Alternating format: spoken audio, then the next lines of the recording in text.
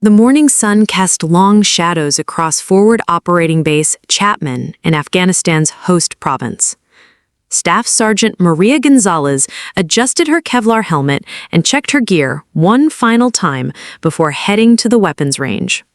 At 28 years old, she had already served 3 tours of duty, but today felt different. Today, she would face Colonel James Morrison, a man whose outdated beliefs about women in combat had become legendary throughout the base. Maria had heard the whispers in the mess hall, the snickers in the barracks. Word traveled fast in a military installation, especially when it involved the base's most vocal skeptic of women in frontline combat roles. Colonel Morrison, a Vietnam veteran with over 30 years of military service, had built his reputation on 2 things: his tactical brilliance and his unwavering belief that women simply didn't belong in direct combat positions. "Women can't handle the recoil," he'd said just 3 days earlier during a briefing with the battalion commanders. "It's not about discrimination. It's about physics. The Barrett 50 caliber rifle generates over 100 foot-pounds of recoil energy. Most women don't have the body mass or muscle density to control that kind of force effectively under combat conditions." The comment had spread through the base like wildfire. Maria's fellow soldiers had mixed reactions. Some nodded in agreement, others shook their heads in disgust, and a few simply stayed quiet, unwilling to challenge a superior officer's controversial statement. But Maria saw it as a challenge. Born in East Los Angeles to immigrant parents, Maria had learned early that life would require her to fight for every opportunity. Her father, a construction worker, had taught her that actions spoke louder than words. Her mother, a nurse who worked double shifts to support the family, had shown her that strength came in many forms. When Maria enlisted in the Army at 19, she wasn't just looking for career opportunities. She was looking to prove that limitations existed only in people's minds. Her military record spoke for itself. Expert marksman qualification, multiple commendations for bravery under fire, and leadership scores that placed her in the top 5% of her peer group. She had served in Iraq during the surge, survived 3 IED attacks, and had personally evacuated wounded soldiers under enemy fire. Yet here she was, still fighting the same battle she'd been fighting since day one, proving that her gender didn't determine her capabilities. Before we jump back in, tell us where you're tuning in from, and if this story touches you, make sure you're subscribed because tomorrow I've saved something extra special for you. The Barrett M82A1, known colloquially as the Light 50, was indeed a formidable weapon. Weighing in at nearly 30 pounds when fully loaded, it fired 50 BMG rounds capable of penetrating light armor at distances exceeding 1,500 meters. The rifle had earned its reputation on battlefields around the world, from the Gulf War to Afghanistan, where it served as both a long-range precision weapon and a tool for disabling enemy vehicles and equipment. Maria had qualified on the Barrett during advanced weapons training at Fort Benning, but like many soldiers, she rarely had the opportunity to use it in combat situations. Most engagements occurred at much closer ranges, where the M4 carbine or M247 saw were more practical choices. The Barrett was typically reserved for designated marksmen and specialized reconnaissance teams, roles that until recently had been closed to women. Colonel Morrison's challenge came during what should have been a routine equipment inspection. Maria's unit, the 3rd Battalion, 187th Infantry Regiment, was preparing for a convoy mission to deliver supplies to a remote outpost near the Pakistani border. The route was known for its dangers. Taliban fighters regularly launched ambush attacks from the mountainous terrain that provided perfect cover and concealment. "Sergeant Gonzalez," the colonel had called out during the pre-mission briefing, "I see you've requested to serve as one of the vehicle gunners for tomorrow's convoy." "Yes, sir," Maria had replied, standing at attention. "And I see here that you're qualified on the Barrett. Tell me, Sergeant, how do you plan to effectively employ a weapon system that generates more recoil force than most soldiers experience in their entire military career?" The question had been posed in front of the entire battalion, over 400 soldiers who now watched silently as their colonel publicly questioned one of their own. Maria felt the weight of their stares, but she also felt something else, an opportunity. "Sir, I believe my qualifications and combat experience speak for themselves. I've successfully engaged enemy targets at various ranges with multiple weapon systems, and I'm confident in my ability to effectively employ the Barrett if the mission requires it." Colonel Morrison smiled. Not a friendly smile, but the kind of smile that preceded a challenge. "Confidence is admirable, Sergeant, but combat effectiveness requires more than just confidence. Report to the range at 000 tomorrow. We'll see if your shooting matches your talking." The gauntlet had been thrown. By evening, word of the challenge had spread throughout the entire forward operating base. Bets were being placed, sides were being chosen, and Maria found herself at the center of a controversy that extended far beyond her individual capabilities. This wasn't just about whether she could handle the recoil of a Barrett .5 caliber rifle. This was about whether women belonged in direct combat roles at all. The night before the challenge, Maria lay in her narrow bunk, staring at the ceiling of the temporary housing unit she shared with 3 other female soldiers. The air conditioning unit hummed loudly, struggling against the oppressive Afghan heat that seemed to seep through every crack and crevice. Around her, her bunkmates slept peacefully, but sleep eluded Maria as she replayed the day's events in her mind. Specialist Jennifer Chen, a medic from California, rolled over and whispered, "You still awake, Sarge?" "Yeah," Maria replied quietly. "Just thinking." "About tomorrow?" "About a lot of things." Maria sat up and swung her legs over the side of the bunk. "Jen, can I ask you something?" "Sure." "Do you think I'm crazy for doing this? I mean, I could just let it slide, do my job, and avoid all this drama." Jennifer sat up as well, her silhouette barely visible in the dim light filtering through the blackout curtains. "You want my honest opinion?" "Always." "I think you're the bravest person I know. And I think tomorrow you're going to show everyone what we already know, that being a woman doesn't make you weak. It makes you stronger. We have to work twice as hard to get half the recognition, and that makes us better soldiers." Jennifer's words carried the weight of shared experience.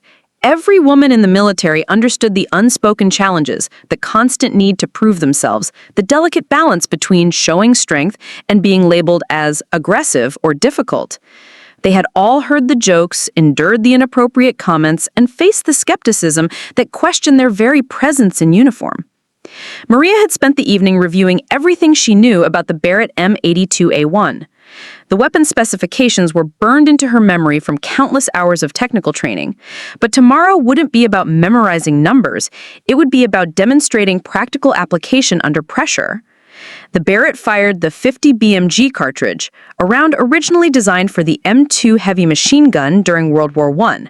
The cartridge itself weighed nearly 2 ounces and could achieve muzzle velocities exceeding 2,800 feet per second. The recoil, Colonel Morrison's primary concern, was indeed substantial. The combination of the heavy projectile, large powder charge, and high velocity created a rearward force that could easily knock an unprepared shooter off balance. Proper shooting technique was crucial. A firm grip, correct body positioning, and most importantly, allowing the rifle's recoil system to function as designed. The Barrett's semi-automatic action and effective muzzle brake reduced felt recoil significantly, but it still required respect and proper handling. Maria had actually fired the Barrett more recently than most soldiers realized. During a training exercise 6 months earlier at Fort Irwin, she had spent 3 days working with a weapons instructor who specialized in long-range precision systems. The instructor, a former Marine Scout sniper named Gunnery Sergeant Patricia Williams, had been one of the first women to complete the Marine Corps Scout Sniper School after the gender restrictions were lifted. "The secret isn't fighting the recoil," Gunny Williams had explained. "The secret is working with it. The rifle wants to move. Let it move, but control the movement. Think of it like dancing with a partner who's bigger than you.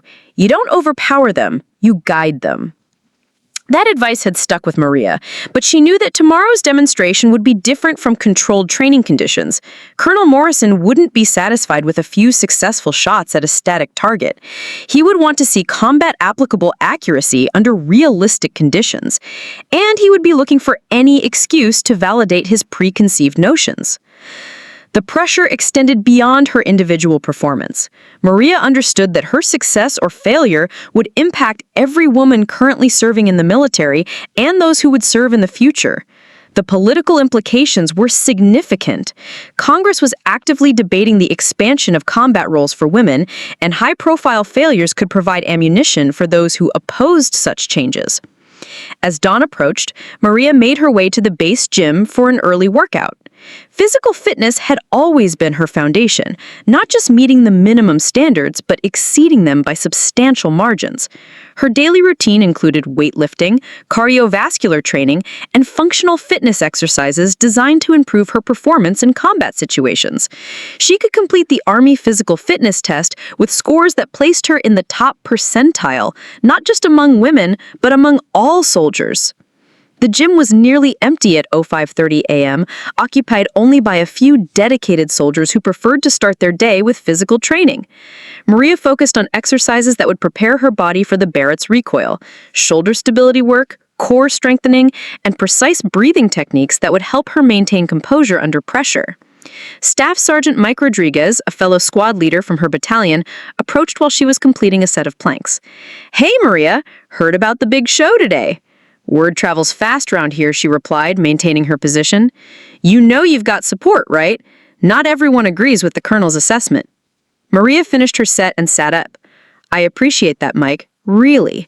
But tomorrow, I'm not representing anyone except myself. I'm going out there to do my job the same way I always do." "That's exactly why you're going to succeed," Rodriguez said. "You've never been about making statements or proving points. You just go out there and perform. That's what separates the real soldiers from the pretenders." His words provided some comfort, but Maria knew that regardless of her motivations, tomorrow's events would be interpreted as a statement about women in combat. The weight of representation was something male soldiers never had to consider. Their individual successes and failures were just that, individual. For Maria, every action would be analyzed through the lens of gender, every mistake magnified, every success questioned. As she prepared to leave the gym, Maria caught her reflection in the mirror. She saw a soldier, not a female soldier, not a representative of her gender, just a soldier.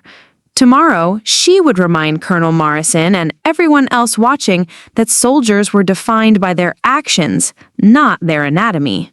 The weapons range at Forward Operating Base Chapman buzzed with an energy that Maria had never experienced before. Word of Colonel Morrison's challenge had spread far beyond the confines of her battalion, and by 0800 hours, over 200 soldiers had gathered to witness what had become known throughout the base as the showdown. The normal training schedule had been quietly adjusted to accommodate what was officially described as weapons proficiency evaluation, but what everyone understood to be a very public test of whether women belonged in combat roles.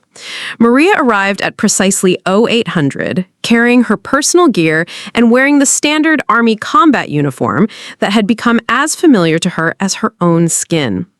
The digital camouflage pattern, designed to blend into various environments, seemed almost ironic given that today she would be anything but invisible.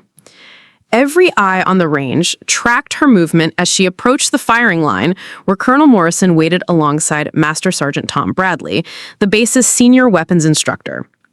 The Barrett M82A1 lay on a concrete shooting bench, its distinctive profile unmistakable even from a distance.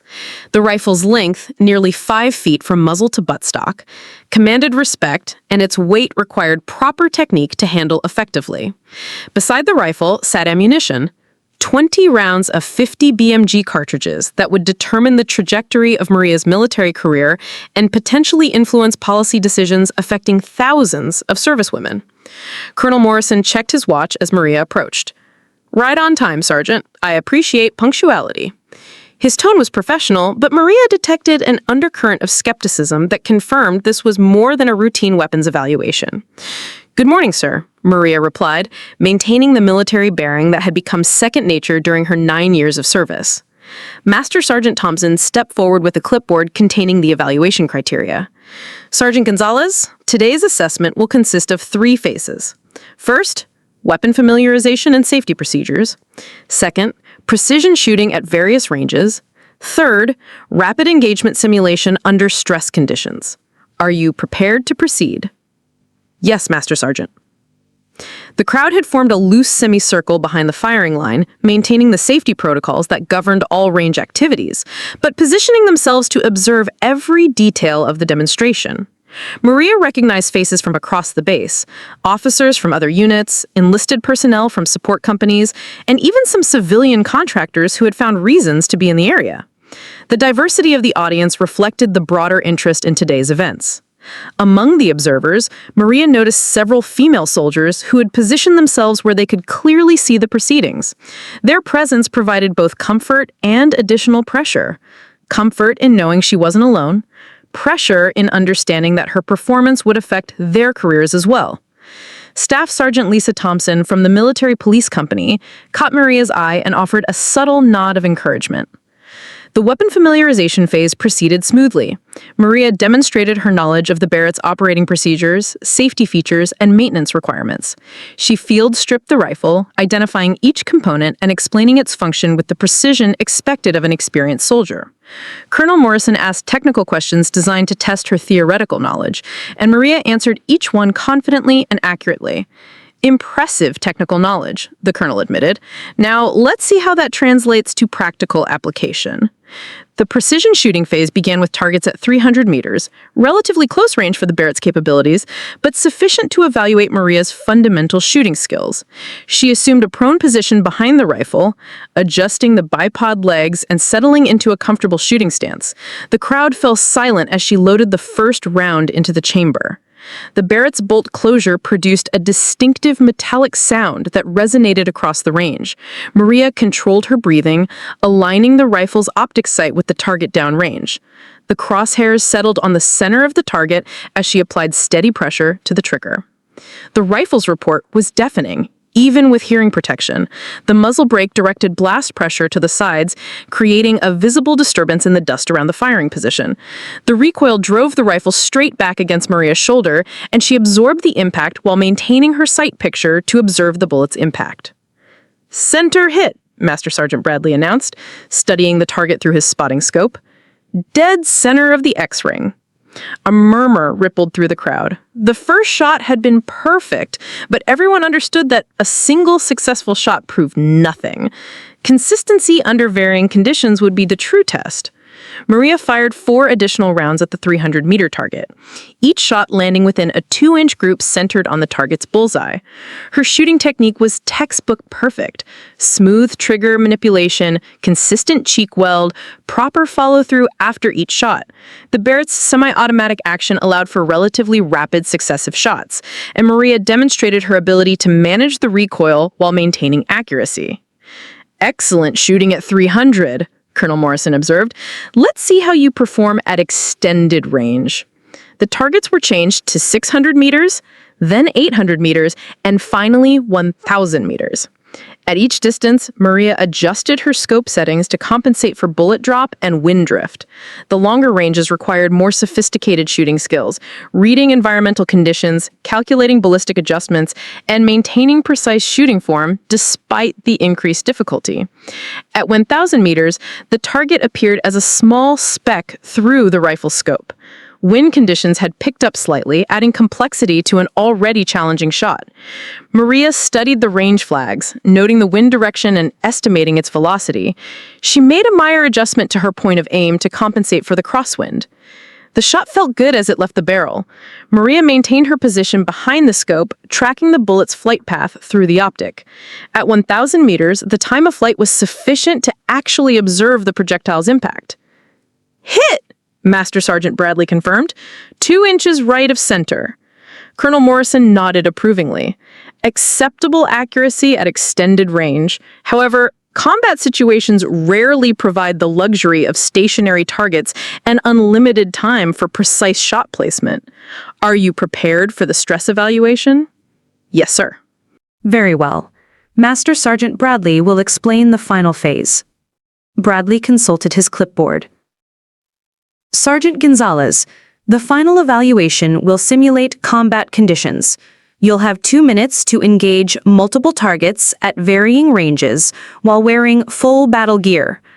Additionally, you'll be required to change firing positions and engage targets from both prone and supported standing positions. The crowd pressed closer, understanding that this final phase would provide the definitive answer to Colonel Morrison's challenge. Static precision shooting was one thing, but combat effectiveness required the ability to perform under stress, with limited time, while wearing the heavy equipment that soldiers carried in actual combat situations. Maria stepped back from the firing line as Master Sergeant Bradley and several range personnel began setting up the stressed evaluation course. The atmosphere on the range had shifted from casual observation to intense focus, with conversations dropping to whispers as everyone recognized they were about to witness something significant. The earlier precision shooting had been impressive, but as Colonel Morrison had correctly noted, combat effectiveness required more than accuracy under controlled conditions. The stress course consisted of 5 targets positioned at ranges from 200 to 800 meters, each representing different tactical scenarios. Target Alpha, a standard silhouette, stood at 200 meters and would simulate close-range personnel engagement. Target Bravo, positioned at 400 meters, was a vehicle-shaped target designed to test anti-material capabilities. Target Charlie, at 600 meters, was a smaller silhouette that would challenge Maria's precision under time pressure. Target Delta, at 700 meters, was partially concealed behind a barrier, requiring precise shot placement.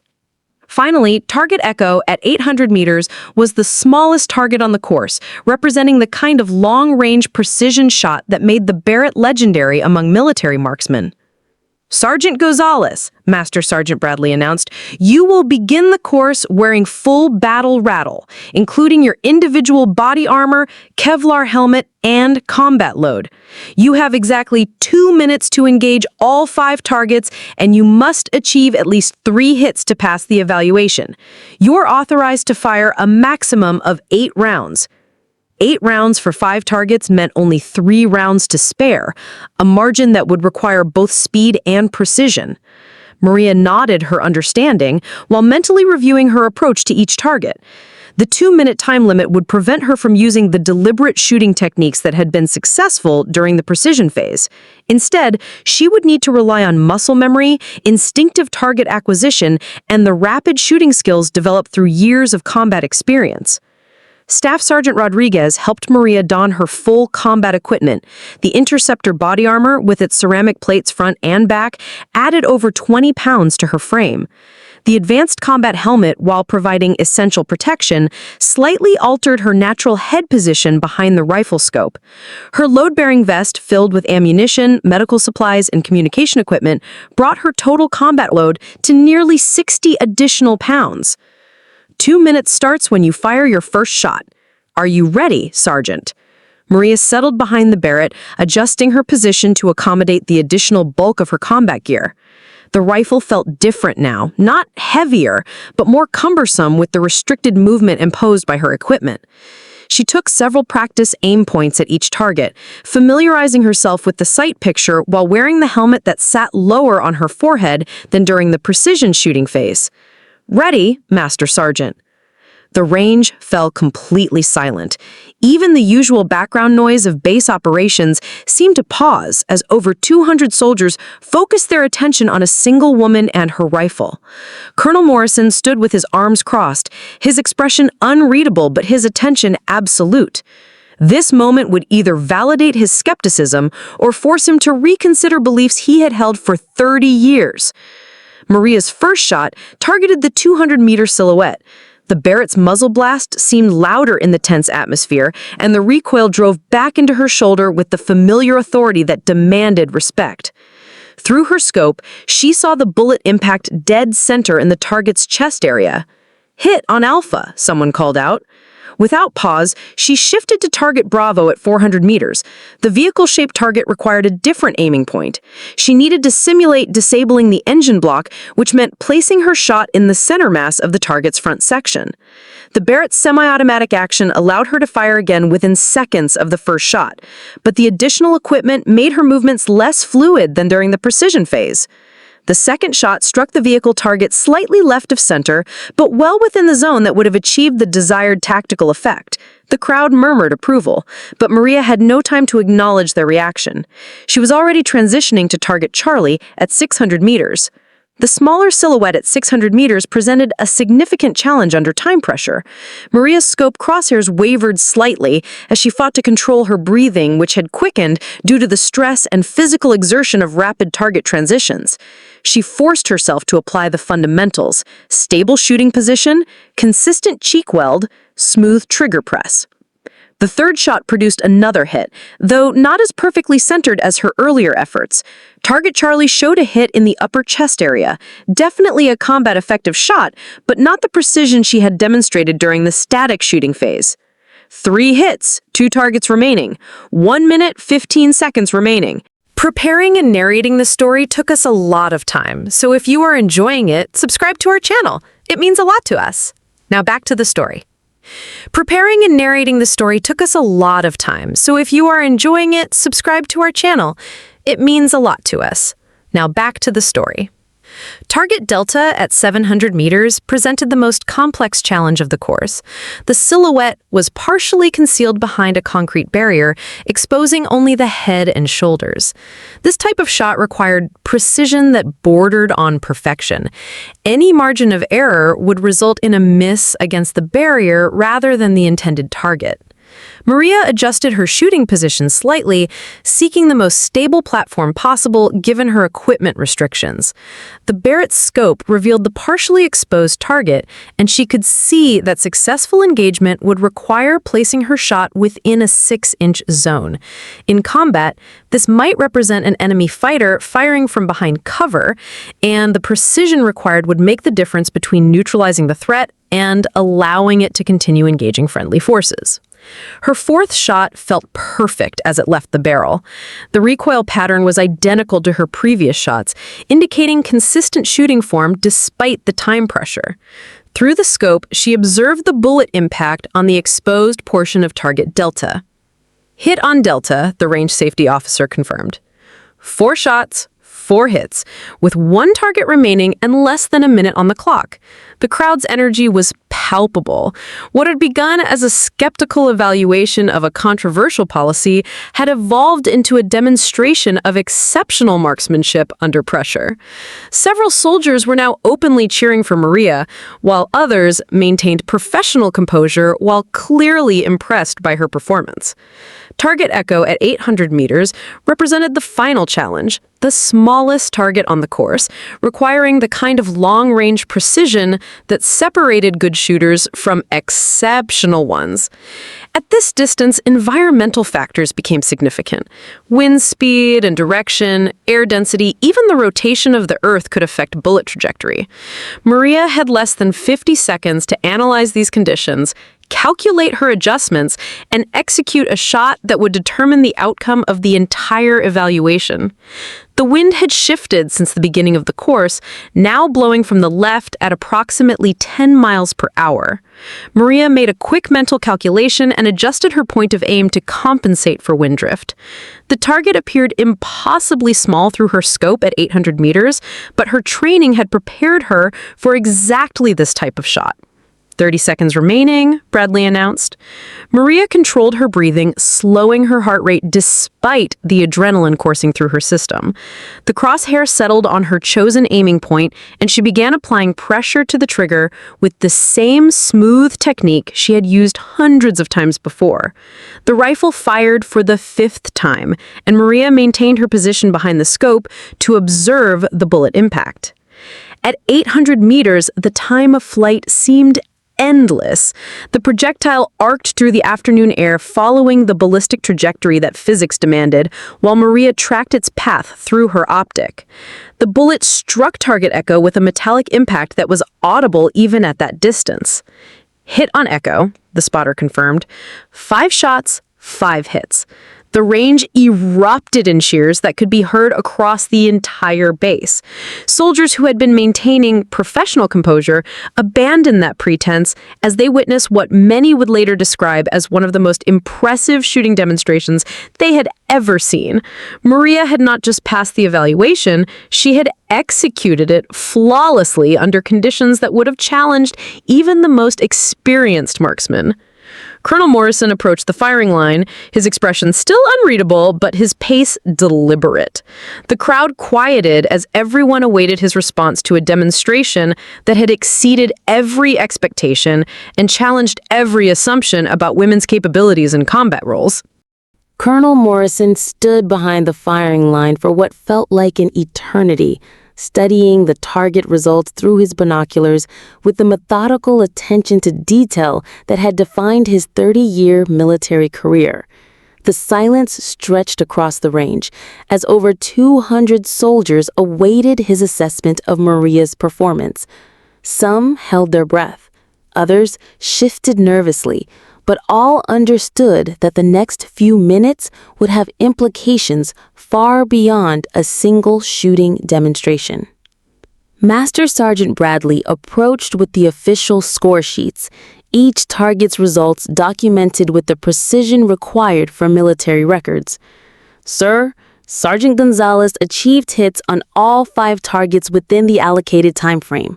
Shot placement analysis shows combat effective accuracy at all engagement ranges, with several shots achieving precision that exceeds the standard for expert qualification." The colonel accepted the paperwork, reviewing each page with careful attention. His expression revealed nothing as he examined the documented proof of Maria's exceptional performance. Target Alpha, center mass hit at 200 meters. Target Bravo, effective anti-material hit at 400 meters.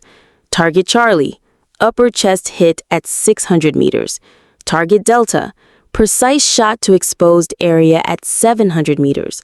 Target Echo, center hit on small target at 800 meters. Time to completion? Morrison asked. 1 minute 47 seconds, sir. 13 seconds under the maximum allowed time.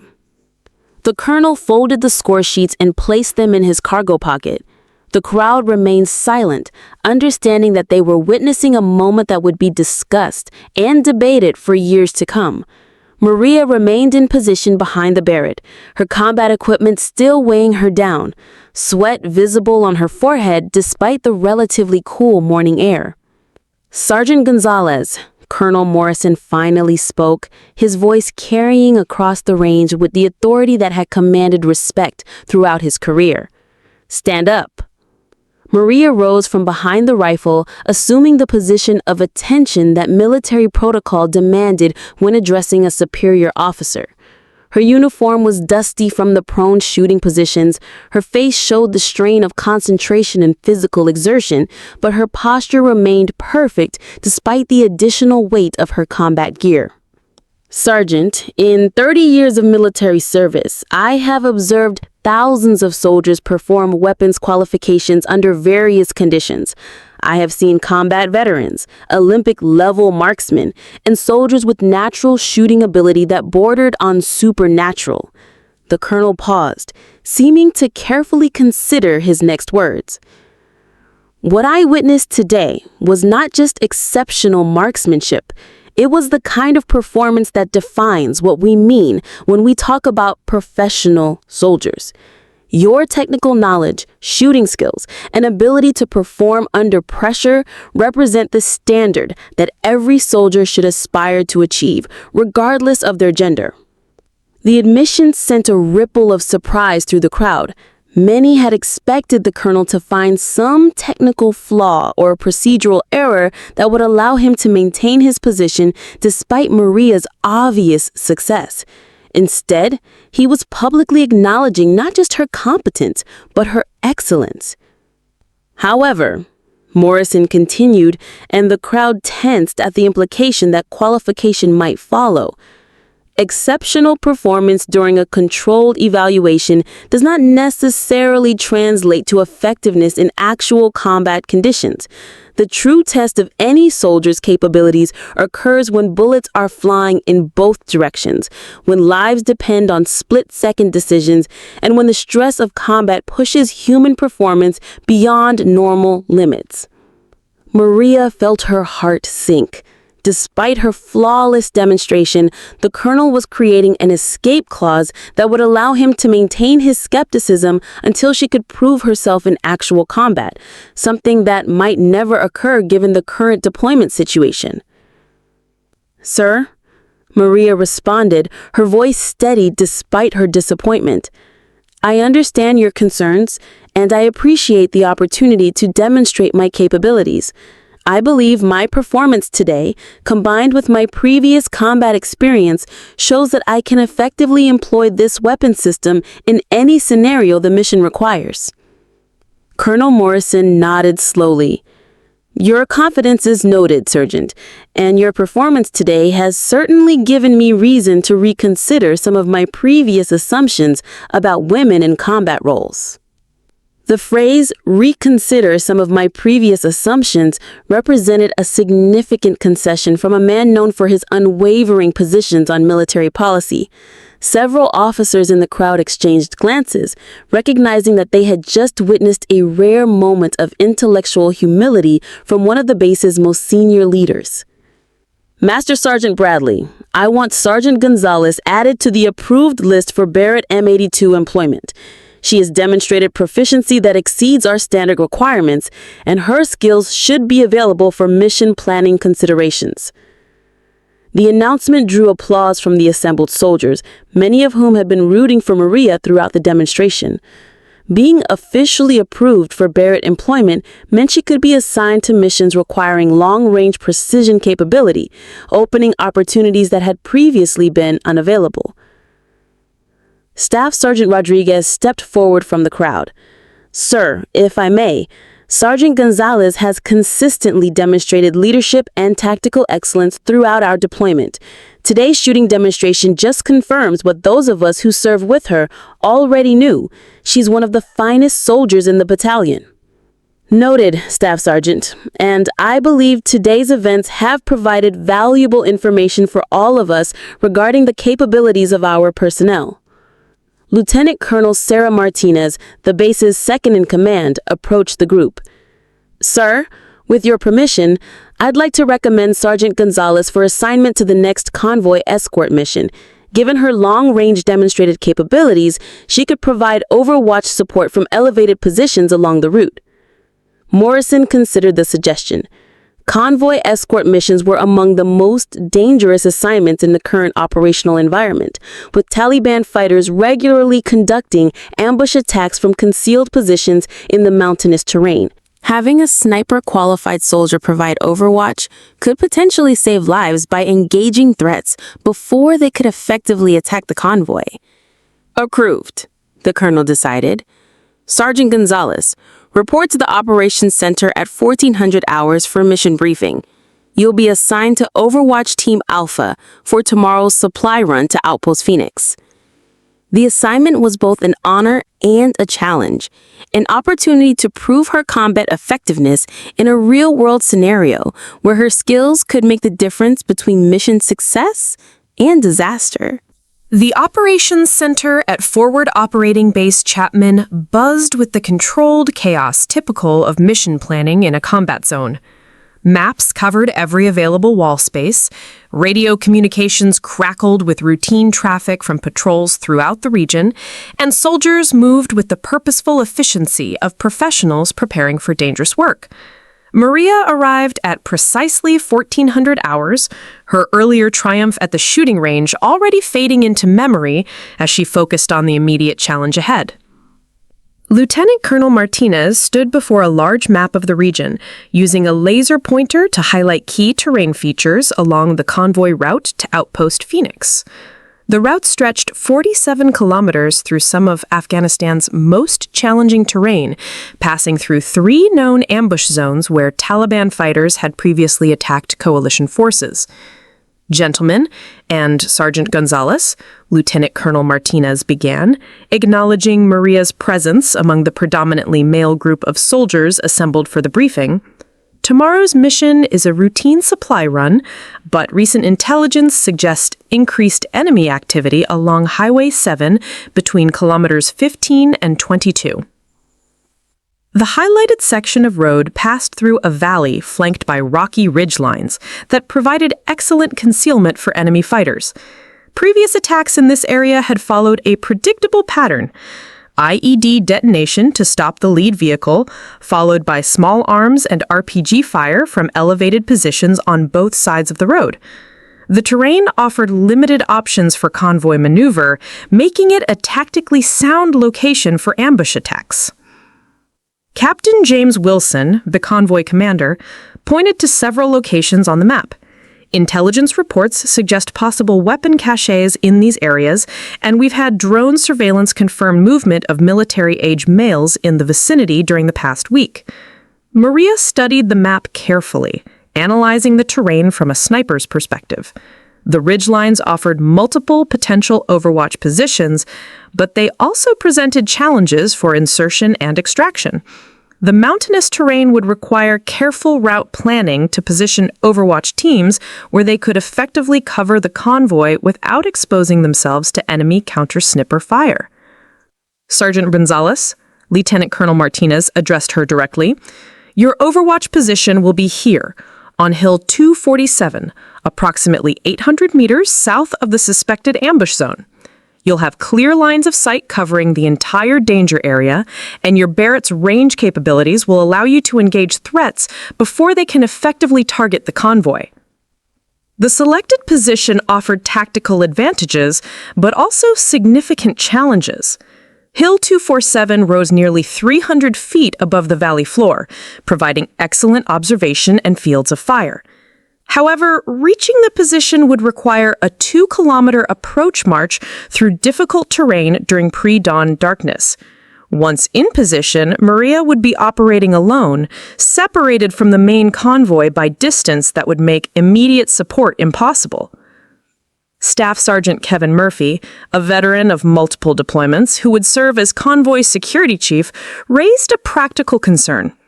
"Ma'am, insertion and extraction for the overwatch position will be challenging. If Sergeant Gonzalez encounters enemy contact while moving to or from the position, she'll be operating independently without immediate backup." "Understood," Martinez replied. "That's why we're inserting the overwatch team at 0400 hours, 3 hours before the convoy departs. This will provide sufficient time for movement to the position and establishment of communications before the convoy enters the danger area." Maria appreciated the thorough planning, but recognized that combat operations rarely proceeded according to plan. Weather, equipment malfunctions, enemy actions, or simple human error could disrupt the carefully orchestrated timeline. Her success would depend not just on shooting skills demonstrated at the range, but on adaptability, tactical decision-making, and the mental toughness required to operate alone in enemy territory. Captain James Wilson addressed her. "Sergeant Gonzalez, you'll be inserted via helicopter at Landing Zone Bravo, approximately 1 kilometer from your final position. The approach route has been cleared with our intelligence assets, but you should expect the possibility of enemy observation during your movement." The mission briefing continued for another hour, covering communication procedures, emergency extraction plans, and rules of engagement. Maria memorized call signs, radio frequencies, and recognition signals that would be essential for coordinating with the convoy and base operations. The Barrett M82A1 would be her primary weapon, supplemented by her M4 carbine for close-range defense and various survival equipment for the extended solo operation. Following the formal briefing, Maria spent additional time studying detailed terrain maps and satellite imagery of her assigned sector. She identified primary and alternate shooting positions, planned movement routes between positions, and selected potential hide sites that would provide concealment if enemy forces attempted to locate her position. The preparation was methodical and thorough, reflecting lessons learned through years of combat experience and advanced training. Master Sergeant Bradley approached as she completed her map study. "Sergeant, I want you to take some additional ammunition for the Barrett. Standard load is 10 rounds, but given the tactical situation, I'm authorizing 20 rounds plus backup supplies." The additional ammunition represented both opportunity and burden. More rounds meant greater capability to engage multiple targets or continue operations if the tactical situation extended beyond initial planning.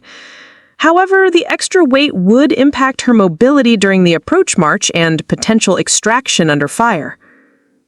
"Thank you, Master Sergeant. I'll adjust my load plan accordingly." One more thing, Bradley continued. Colonel Morrison specifically requested that you carry the M82A1 that was used during today's qualification. He said, and I quote, "If that rifle can shoot like that in the right hands, it deserves to go to combat." The gesture was unexpected and meaningful. Using the same rifle would eliminate any variables related to different weapon characteristics, and the colonel's comment suggested a level of confidence in her abilities that went beyond mere professional acknowledgement. As evening approached, Maria began her final preparations.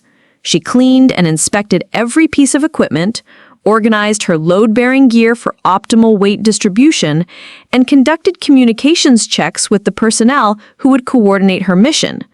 The Barrett received particular attention. She disassembled, cleaned, and reassembled the rifle with the care of a surgeon preparing for a critical operation. In the temporary housing unit that had become her home for the past 6 months, Maria wrote a letter to her parents, not because she expected the worst, but because combat operations always carried risks that professional soldiers acknowledged without dwelling upon.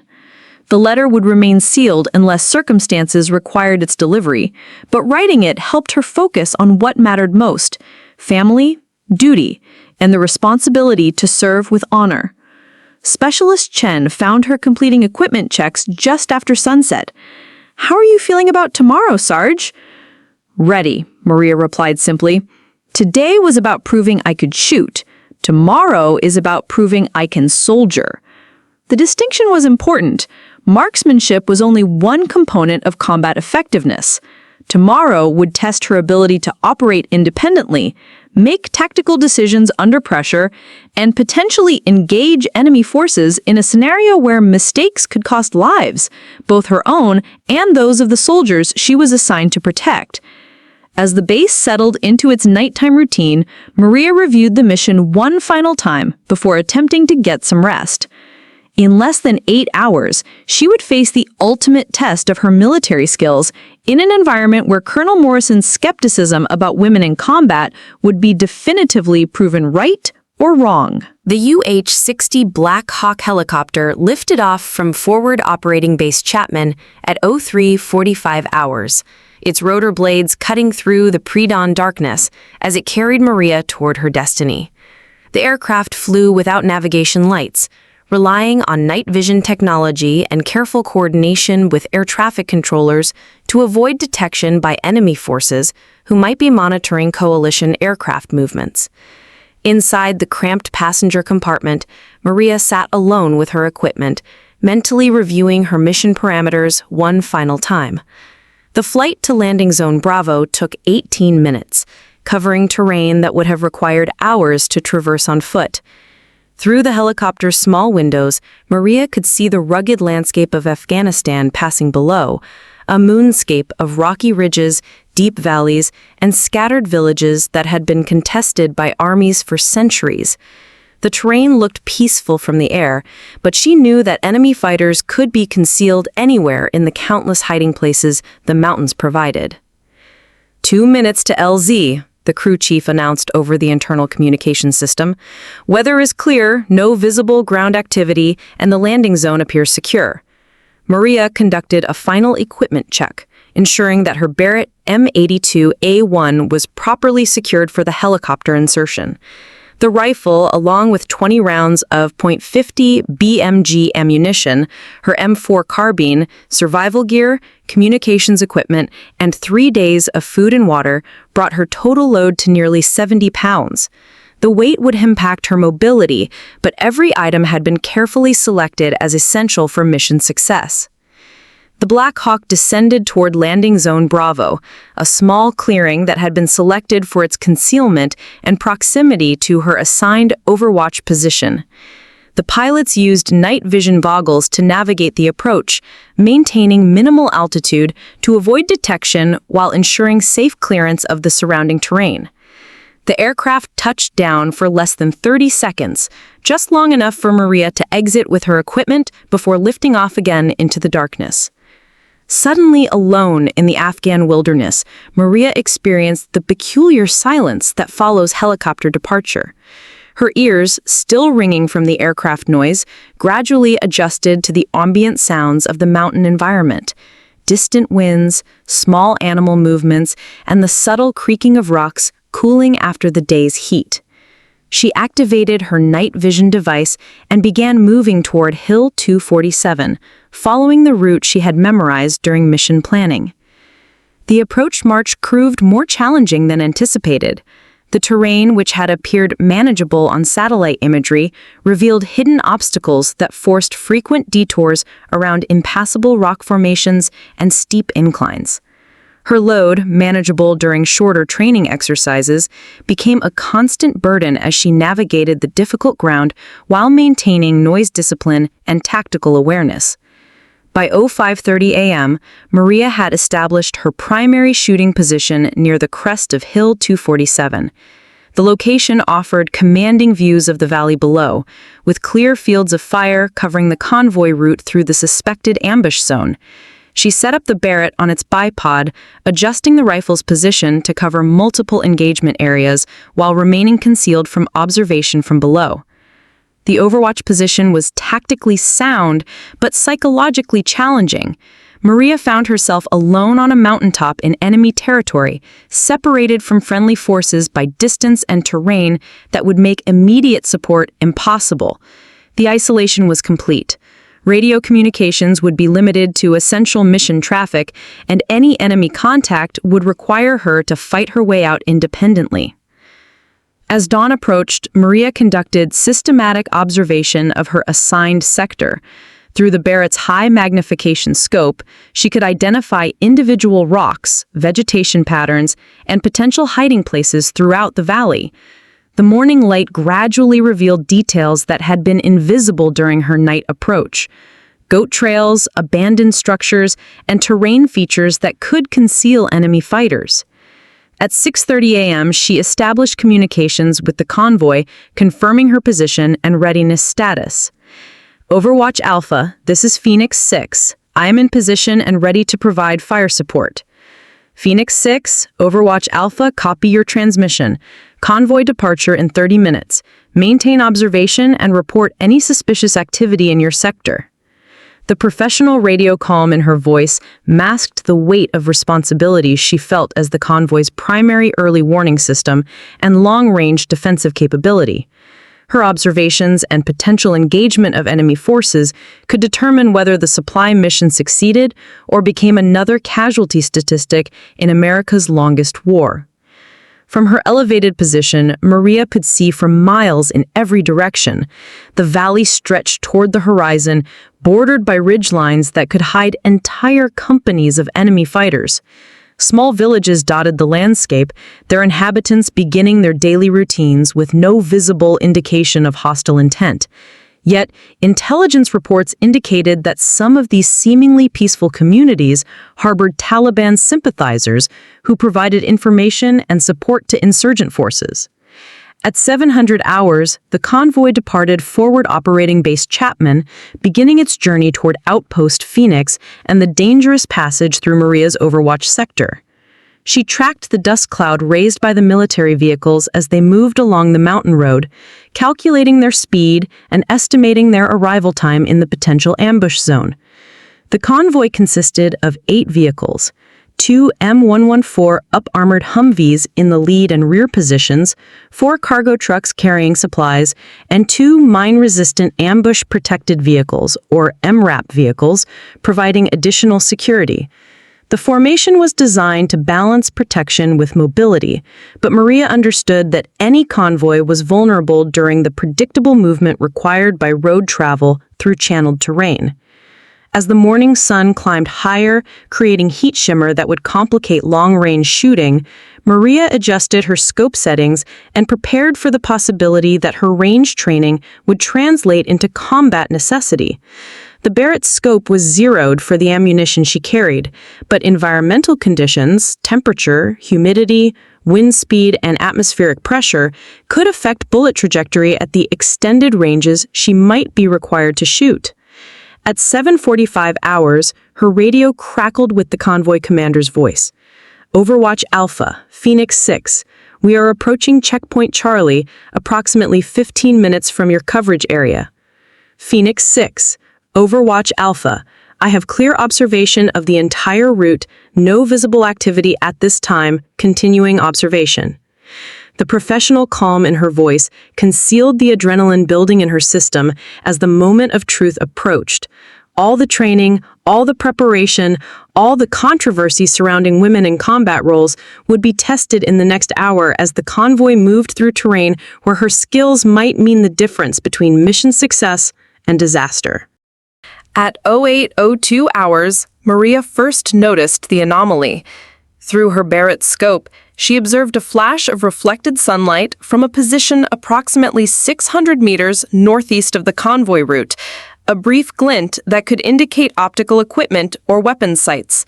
She immediately shifted her observation to the suspected location, scanning methodically for additional indicators of enemy presence. Phoenix 6, Overwatch Alpha, she transmitted quietly. Possible observation position at grid 41S QR12345-67890. Investigating. Overwatch Alpha, Phoenix 6, copies. Convoy is 5 minutes from your sector.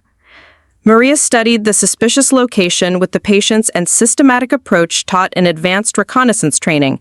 The terrain featured a natural rock formation that would provide excellent concealment for observers or fighting positions. As she watched, she detected movement, subtle but unmistakable to eyes trained in identifying human activity in natural environments. Through her scope, Maria could see what appeared to be at least 2 individuals positioned among the rocks. They were partially concealed but clearly observing the approaching convoy route. One figure held what appeared to be optical equipment, while the second seemed to be handling a radio or communications device. Their behavior and positioning strongly suggested hostile reconnaissance rather than innocent civilian activity. Phoenix 6, Overwatch Alpha. I have positive identification of at least 2 military-age males in observation position. Suspect enemy reconnaissance element. Recommend immediate security halt while I assess the tactical situation. Overwatch Alpha, Phoenix 6.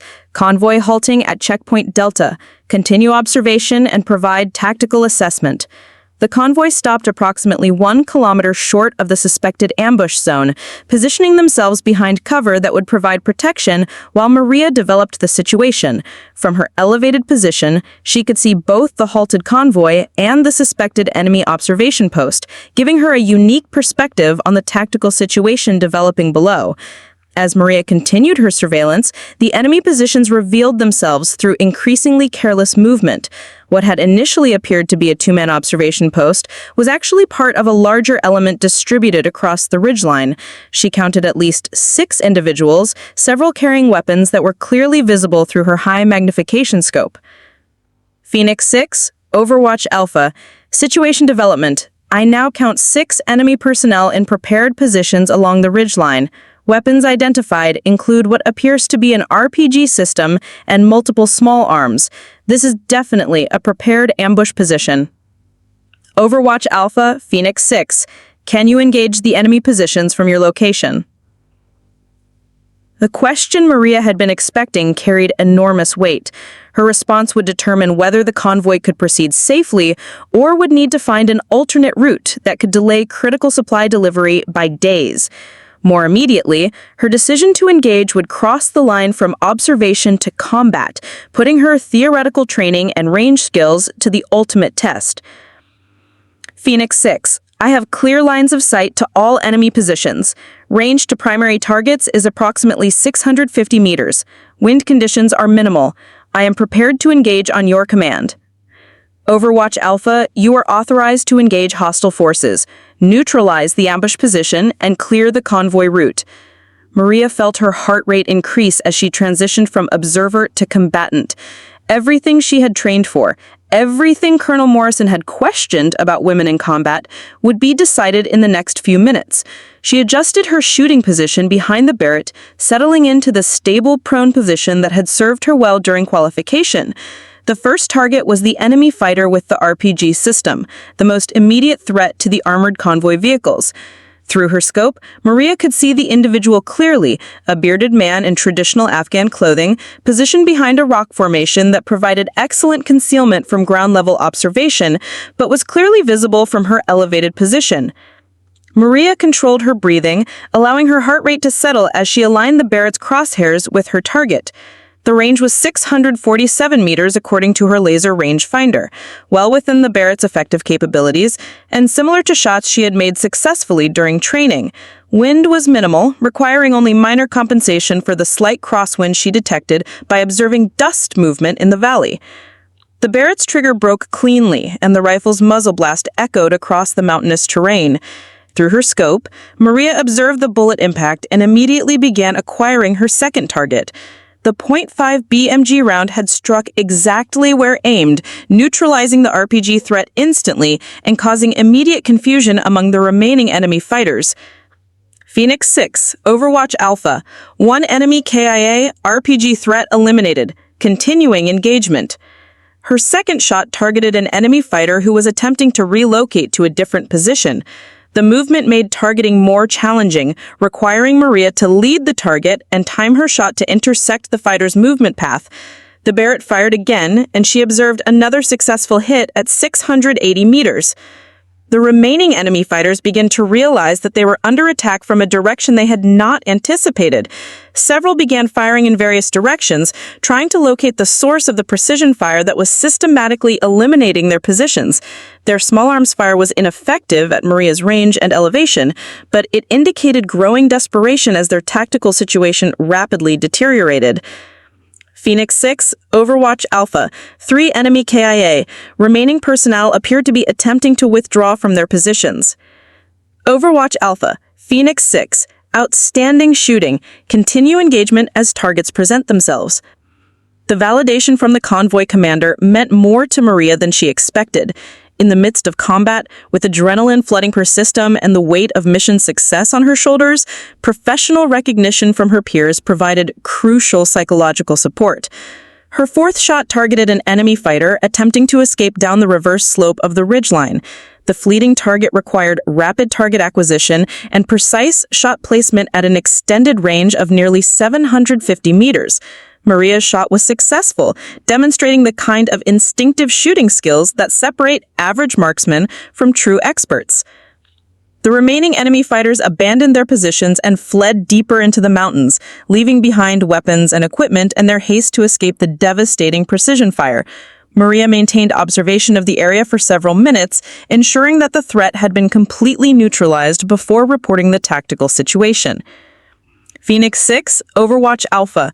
All enemy positions neutralized. 4 confirmed KIA. Remaining personnel have withdrawn. The convoy route is clear for passage. Overwatch Alpha, Phoenix 6. Excellent work. Convoy proceeding through the cleared sector. As the convoy resumed movement through the valley, Maria felt a complex mixture of emotions: pride in successful mission completion, relief that friendly forces were safe, and the soberness that comes with taking human life in combat. She had proven that her gender was irrelevant to combat effectiveness, but the victory carried the weight of lives ended and the knowledge that her actions had been necessary to protect her fellow soldiers. The convoy proceeded through the cleared sector without further incident, reaching Outpost Phoenix safely with their critical supplies intact. From her overwatch position on Hill 247, Maria maintained observation until the last vehicle disappeared around a bend in the mountain road, ensuring that no follow-up attacks would threaten the successful completion of the mission. Only then did she allow herself a moment to process what had just occurred. 4 enemy fighters lay dead on the ridgeline below, victims of precision fire delivered from a distance that had made retaliation impossible.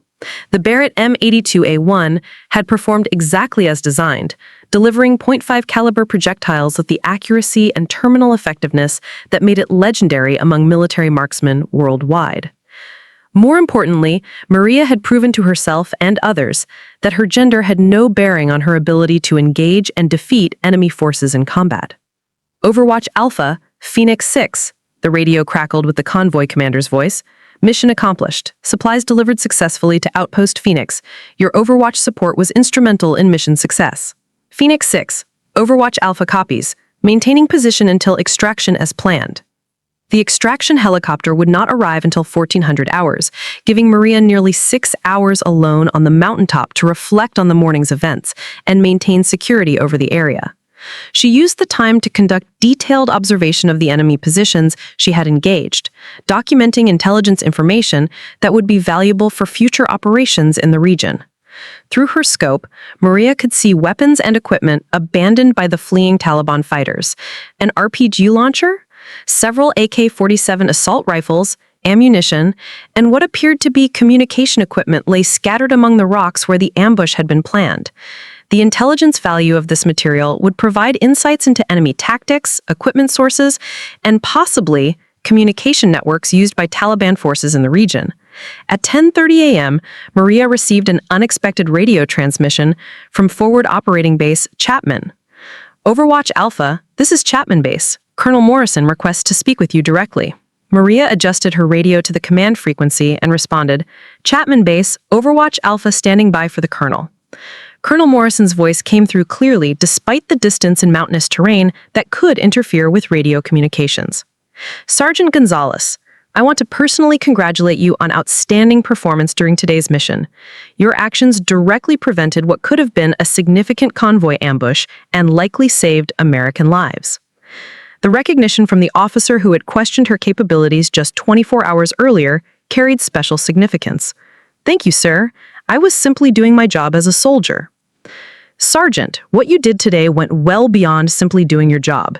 You demonstrated tactical excellence, shooting skills under combat conditions, and the kind of independent decision-making that defines our best soldiers. I want you to know that my previous concerns about women in combat roles have been definitively addressed by your performance. The admission represented a complete reversal of Colonel Morrison's long-held position on women in direct combat assignments. Word of this conversation would spread throughout the base and likely beyond, influencing policy discussions and changing minds about the capabilities of female soldiers in combat roles. Sir, I appreciate your confidence, but I hope my performance today will be judged on its own merits rather than as representative of my gender. Good soldiers come in many forms, and effectiveness should be the only criteria that matters. Well said, Sergeant. Your point is taken and noted. The conversation ended, but Maria understood that its implications extended far beyond personal recognition. She had become, whether she wanted it or not, a symbol in the ongoing debate about women's roles in the military. Her success would be cited by advocates for expanded opportunities, while her critics would argue that exceptional individual performance didn't justify policy changes affecting thousands of servicewomen. As the morning progressed into afternoon, Maria observed increased activity in the valley below. Afghan National Army forces arrived to investigate the engagement site, collecting the abandoned weapons and searching for intelligence materials. Their presence indicated that coalition forces were taking advantage of the tactical success to gather information that could lead to further operations against Taliban networks in the region. At 12:30 a.m., Maria received confirmation that her extraction helicopter was en route. She began preparing her equipment for departure, carefully cleaning and securing the Barrett that had served her so well during the morning's combat events. The rifle had fired flawlessly, with each shot performing exactly as expected, despite the challenging environmental conditions and high-stakes tactical situation. The UH-60 Blackhawk arrived precisely on schedule, landing in the same clearing where Maria had been inserted nearly 9 hours earlier. As she approached the aircraft with her equipment, she felt a sense of completion that went beyond mission success. She had proven something important, not just to Colonel Morrison or the military bureaucracy, but to herself. The flight back to Forward Operating Base Chapman provided time to decompress from the intensity of combat operations. Maria found herself reviewing each shot she had fired, analyzing her performance with the critical eye of a professional soldier seeking continuous improvement. While the mission had been successful, she identified areas where her performance could have been even better. Slightly faster target acquisition, more efficient use of cover and concealment, better communication timing with supported forces. As the base came into view, Maria could see groups of soldiers gathered near the landing zone, an unusual reception for what should have been a routine extraction. Word of the morning's successful engagement had obviously spread throughout the base, and her fellow soldiers wanted to congratulate her on a mission well executed. The helicopter touched down, and Maria stepped onto the familiar ground of Forward Operating Base Chapman as a different soldier than the one who had departed in darkness 9 hours earlier. She had crossed the line from potential to proven, from theoretical capability to demonstrated combat effectiveness. More importantly, she had helped change minds about what was possible when opportunity met preparation and determination. The crowd that had gathered at the landing zone represented a cross-section of Forward Operating Base Chapman's population. Enlisted soldiers from various units, non-commissioned officers who had served multiple deployments, commissioned officers from lieutenant to colonel, and even some civilian contractors who had heard about the morning's successful engagement. Their presence indicated that Maria's combat performance had resonated throughout the base in ways that extended far beyond her immediate unit. Master Sergeant Bradley was the first to approach as Maria gathered her equipment from the helicopter. Sergeant Gonzalez, on behalf of the entire base, welcome back. Your performance today has made all of us proud to serve alongside you.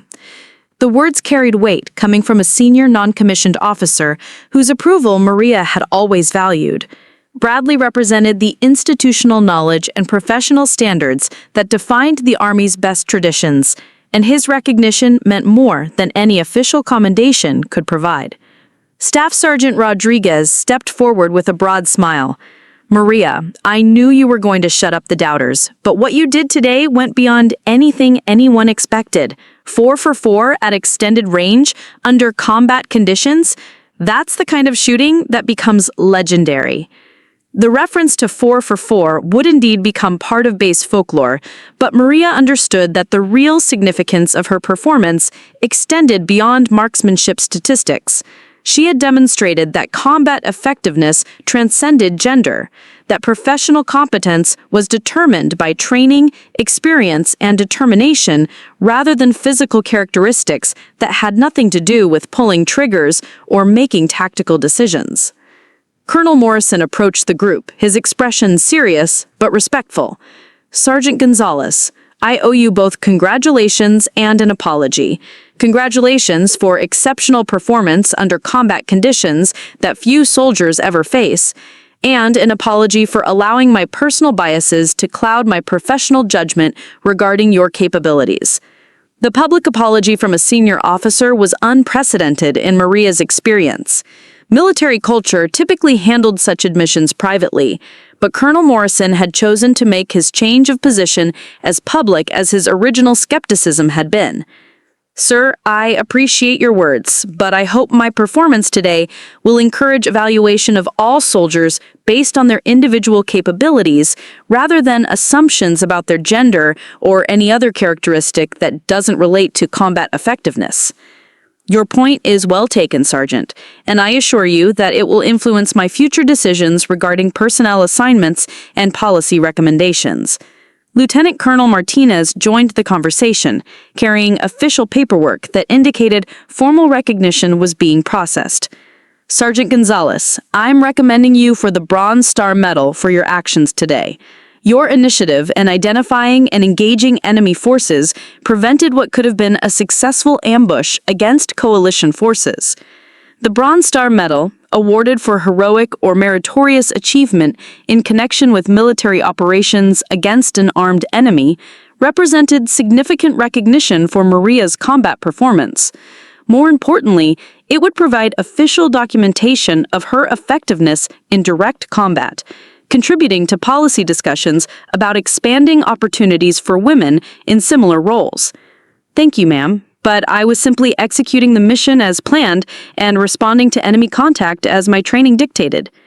Sergeant, false modesty diminishes the significance of what you accomplished.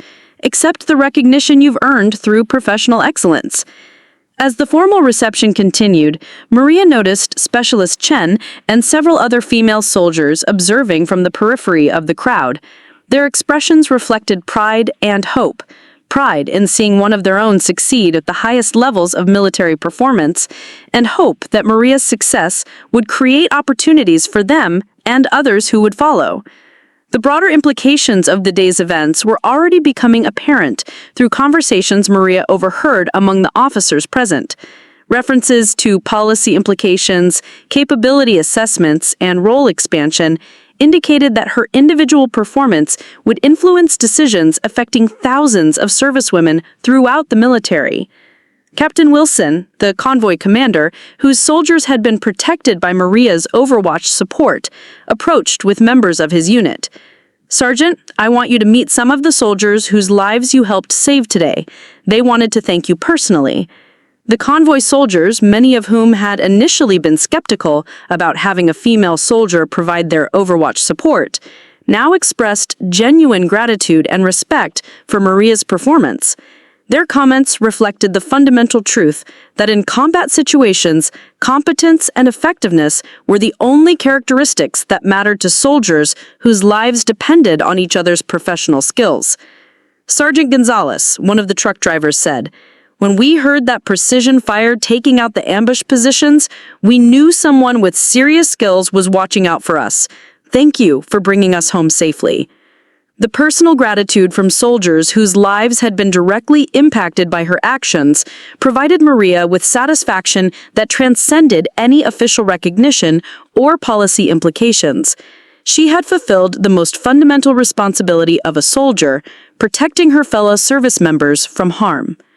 As the crowd gradually dispersed and base operations returned to their normal rhythm, Maria found herself walking towards her temporary housing unit with a mixture of exhaustion and reflection.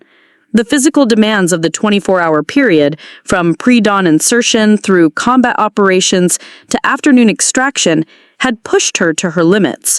But the psychological impact would require more time to fully process. Specialist Chen caught up with her near the housing area. "Sarge, I know you're probably tired and want to rest, but I wanted to tell you how proud I am to serve with you. What you did today didn't just save lives. It proved something that a lot of people needed to see proven. Jen, I hope what happened today will be remembered for the mission success rather than the gender of the person who pulled the trigger. Good soldiers are good soldiers, regardless of any other factors." I understand what you're saying, but whether you wanted it or not, you've become a symbol for all of us. That's a responsibility, but it's also an opportunity to open doors for the women who will serve after us. Maria nodded, understanding that her individual success carried implications far beyond her personal military career. She had helped change an institution, one successful mission at a time. 6 months after the successful Convoy Overwatch mission, Maria found herself standing before a different audience, in a very different setting. The Pentagon's briefing room was filled with senior military officers, Defense Department officials, and congressional staffers who had gathered to hear testimony about the effectiveness of women in direct combat roles. The discussion that had begun with Colonel Morrison's skepticism about women handling rifle recoil had evolved into a comprehensive review of military policy that would affect generations of future service members. "Staff Sergeant Gonzalez," the committee chairman addressed her using her recent promotion, "your combat record has been cited extensively in discussions about expanding combat roles for women throughout the military. Can you provide your professional assessment of how gender integration has affected unit effectiveness and combat readiness?" Maria had been preparing for this moment since receiving orders to provide testimony to the Congressional Armed Services Committee. Her words would carry weight in policy decisions affecting hundreds of thousands of current and future service members, and she felt the responsibility of representing not just her own experiences, but those of countless women who had served with distinction in combat zones around the world. "Sir, in my professional opinion, combat effectiveness is determined by training, experience, physical fitness, mental toughness, and professional competence. Gender has no correlation with any of these factors that actually matter in combat situations. What matters is whether a soldier can perform their assigned tasks under the stress and demands of combat operations. The testimony reflected lessons learned not just from her own experiences, but from observing hundreds of soldiers of both genders perform under the demanding conditions of multiple combat deployments. Maria had served alongside male soldiers who struggled with the physical and psychological demands of combat, and female soldiers who exceeded every standard of performance and leadership. Staff Sergeant, critics of expanded combat roles for women often cite physical standards as a limiting factor. How do you respond to concerns about whether women can meet the physical demands of direct combat positions? Sir, the military has always maintained physical fitness standards that are job-related and mission essential. Any soldier, regardless of gender, who cannot meet the physical demands of their assigned position should not be in that position. However, physical standards should be based on actual job requirements rather than assumptions about what different groups of people can or cannot accomplish. Maria's response was informed by years of watching soldiers succeed or fail based on their individual capabilities rather than characteristics that had nothing to do with their professional competence. She had seen small-statured male soldiers excel in roles requiring endurance and precision, while larger soldiers struggled with tasks requiring agility and fine motor skills. The committee members asked detailed questions about unit cohesion, equipment effectiveness, and tactical considerations related to gender integration. Maria answered each question with the measured professionalism that had characterized her military career, providing specific examples when appropriate while avoiding generalizations that could be misinterpreted or taken out of context. Staff Sergeant, your engagement of enemy forces during the Convoy Overwatch mission has been described as exemplary marksmanship under combat conditions. Can you describe how your training prepared you for that tactical situation? Sir, the Army's marksmanship training program is comprehensive and progressive. It begins with fundamental shooting skills and advances through increasingly complex scenarios that simulate combat conditions. My success during that mission was the result of years of training, practice, and experience, rather than any natural ability or exceptional circumstances. Maria's response emphasized the institutional factors that contributed to combat effectiveness, rather than individual characteristics that could be misunderstood as exceptional or unique to her specific situation. During a break in the testimony, Brigadier General Patricia Hayes, one of the Army's most senior female officers, approached Maria privately. Staff Sergeant, your testimony today has been outstanding, but I want you to understand the broader context of what we're trying to accomplish here. Yes, ma'am. The policies being debated today will affect military effectiveness for decades to come. Your combat performance provides concrete evidence that competence transcends gender. But we need to ensure that individual success stories, like yours, translate into systemic changes that benefit the entire military.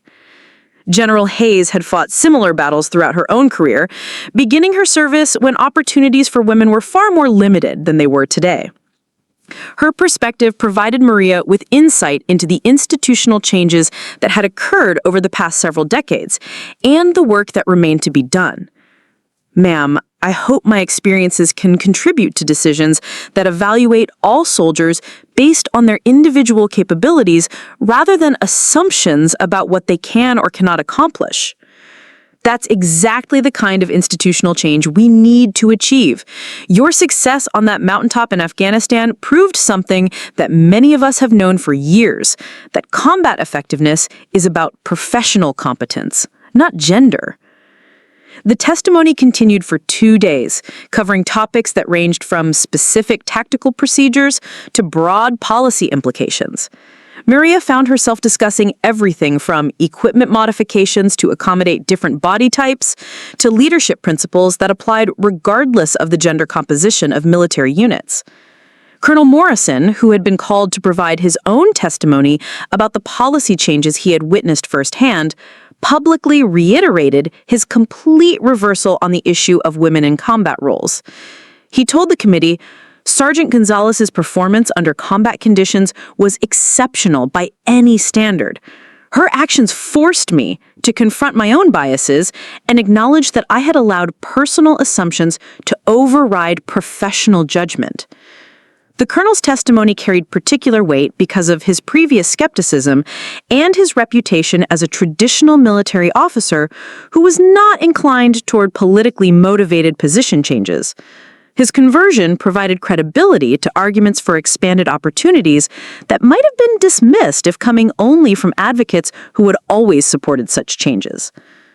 Following the congressional testimony, Maria returned to Fort Bragg, where she had been assigned to the Special Operations Community based on her demonstrated combat effectiveness and leadership potential. The assignment represented recognition of her skills and provided opportunities to work with some of the military's most elite units. At Fort Bragg, Maria found herself working alongside soldiers who had been selected for their exceptional capabilities, rather than their conformity to traditional expectations. The Special Operations Community had always been focused on results, rather than conventional approaches, and her integration into advanced training programs proceeded smoothly based on her proven performance, rather than debates about policy implications. Sergeant Gonzalez, Master Sergeant Williams, her new instructor, addressed her during advanced marksmanship training. I've reviewed your combat record, and I'm impressed with your performance under pressure. Here, we're going to push your skills to levels you haven't experienced before. The advanced training incorporated scenarios that were more complex and demanding than anything Maria had encountered during her previous military service. Urban warfare simulations, hostage rescue scenarios, and precision shooting under extreme stress conditions prepared soldiers for the most challenging missions the military undertook. Maria's fellow students represented the military's most experienced and capable personnel, drawn from various special operations units throughout the armed forces. Their acceptance of her presence was based entirely on her demonstrated competence, reflecting the meritocratic culture that defined elite military units. During a night shooting exercise that required precision engagement of multiple targets under time pressure while wearing night vision equipment, Maria's performance drew attention from senior instructors who had trained thousands of soldiers over their careers. "Outstanding shooting, Sergeant," the instructor commented after Maria successfully engaged 7 targets at ranges from 300 to 800 meters in less than 2 minutes. That kind of performance under stress conditions is exactly what we need in operational situations.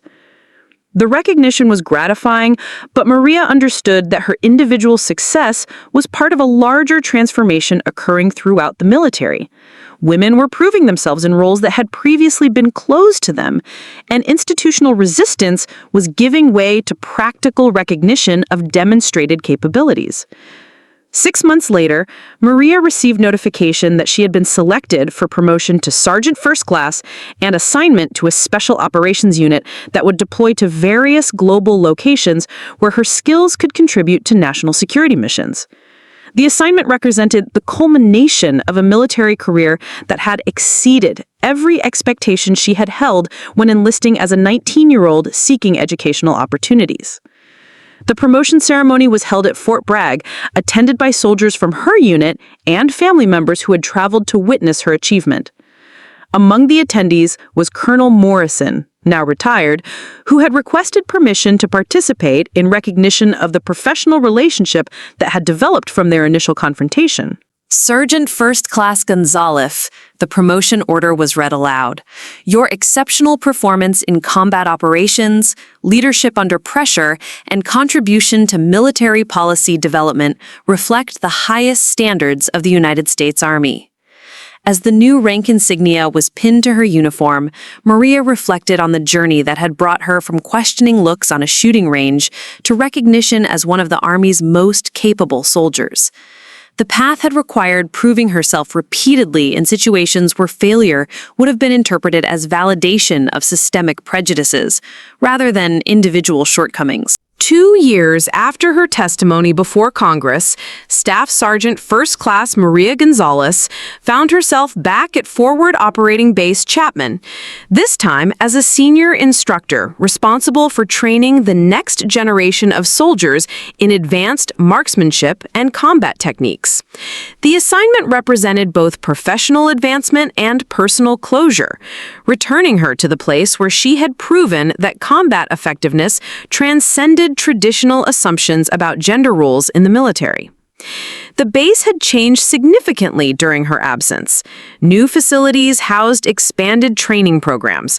Advanced equipment reflected technological improvements in military hardware. And most notably, the demographics of the soldier population included far more women in combat roles than had been present during her original deployment. The policy changes influenced by her congressional testimony and similar advocacy efforts had opened opportunities that were transforming the military's approach to personnel assignment and development.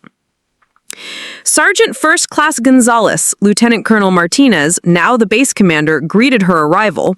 "Welcome back to Chapman. I'm looking forward to seeing how your advanced training and operational experience can contribute to our soldier development programs." The welcome reflected institutional changes that had occurred throughout the military hierarchy. Senior officers who had once questioned women's capabilities in combat roles now actively sought their expertise and leadership in training programs designed to prepare soldiers for the most demanding operational environments. Maria's first assignment was developing curriculum for a new advanced marksmanship program that would train soldiers from throughout the region in long-range precision shooting techniques. The program reflected lessons learned from recent combat operations and incorporated technological advances that had improved weapon systems and targeting capabilities. The Barrett M82A1 that had served her so well during her original deployment was now part of a comprehensive weapons system that included advanced optics, ballistic computers, and environmental sensors that could assist shooters in making precise long-range engagements. However, the fundamental skills of marksmanship, steady shooting positions, breath control, trigger manipulation, and mental discipline remained as important as they had always been. The technology can assist you, Maria told her first class of students, which included both male and female soldiers from various units, but it cannot replace the fundamental skills and mental toughness required for effective performance under combat conditions. Success in combat shooting is about preparation, practice, and the ability to perform under pressure when lives depend on your competence. The students represented the new generation of soldiers who had grown up in a military where women's participation in combat roles was normal rather than controversial. Their questions focused on technical procedures and tactical applications rather than debates about capability based on gender or other irrelevant characteristics. Among her students was Specialist Sarah Johnson, a young soldier from Michigan whose enthusiasm for marksmanship training reminded Maria of her own early military experiences. Johnson approached her after class with questions that went beyond the technical curriculum. "Sergeant First Class, I've read about your combat record and your testimony before Congress. Did you ever expect that your individual performance would have such a broad impact on military policy?" Maria considered the question carefully before responding.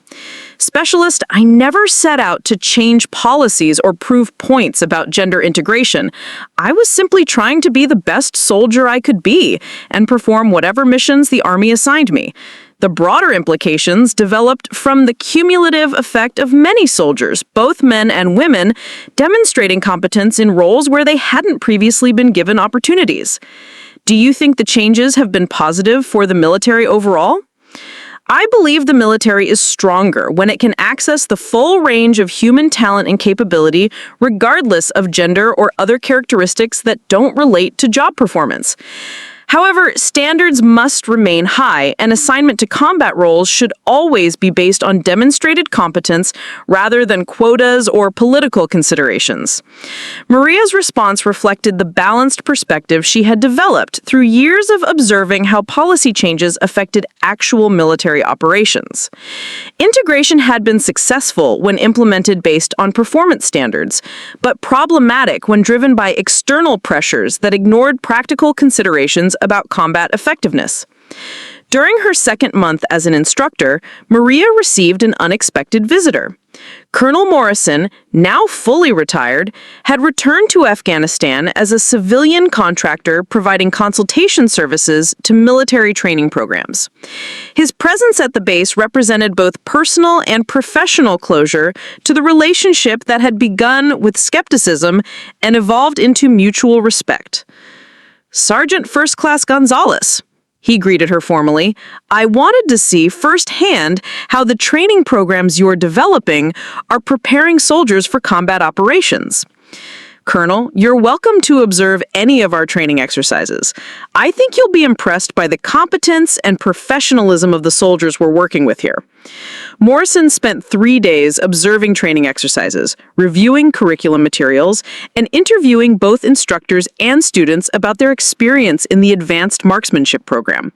His assessment, provided in a formal report to base leadership, praised the program's effectiveness and specifically highlighted Maria's contributions as an instructor and program developer. Staff Sergeant First Class Gonzalez has developed training programs that reflect the highest standards of military professionalism. Her combination of combat experience, technical expertise, and instructional ability represents exactly the kind of leadership the Army needs in preparing soldiers for contemporary operational environments. The endorsement from a traditional military officer who had once questioned women's capabilities in combat roles provided institutional validation for the changes that had occurred throughout the military hierarchy. Morrison's evolution from skeptic to advocate reflected broader changes in military culture that were creating opportunities based on demonstrated competence, rather than traditional assumptions about what different groups could or could not accomplish. As Maria's assignment at Chapman drew to a close, she reflected on the journey that had brought her full circle from questioned capability to recognized expertise. The shooting range where she had first proven herself with the Barrett .50 caliber rifle was now part of a comprehensive training facility where soldiers of all backgrounds developed the skills necessary for success in combat operations. The legacy of that confrontation with Colonel Morrison extended far beyond their individual interaction. Policy changes influenced by her testimony and similar advocacy efforts had opened combat roles to thousands of qualified women, improving military effectiveness by accessing previously underutilized human resources. More importantly, the military had evolved toward a truly merit-based system that evaluated soldiers based on their individual capabilities rather than assumptions about what different groups could or could not accomplish.